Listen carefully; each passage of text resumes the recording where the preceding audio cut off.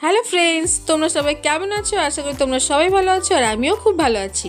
বন্ধুরা, আজকে আমি রান্না করছি পনির আমার পদ্ধতিতে। দেখো, পনির মশলা, পেঁয়াজ, আদা, ধনেপাতা, টমেটো, ক্যাপসিকাম আর কাঁচা লঙ্কা।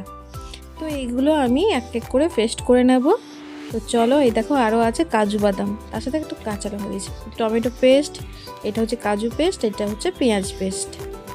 তো বন্ধুরা চলো, এই যে গ্যাসে কড়া বসিয়েছি আর গ্যাস গেল শেষ হয়ে, তারপর আমি কিসে রান্না করছি চলো সেটা তোমাদেরকে দেখাই।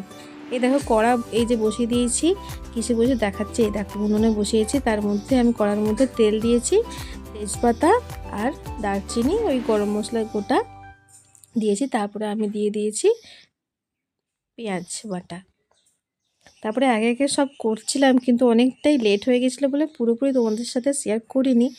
তো এরকম করে টমেটো বাটা, এইসব পেস্টগুলো সব দিয়ে দেবে একে একে, দিয়ে এই দেখো কষছি। এটা হচ্ছে টমেটো আর পেঁয়াজ দিয়েছি, আর উনুনটা বেশ ভালোই জ্বলছে, তাড়াহুড়ো করে করতে হয়েছে।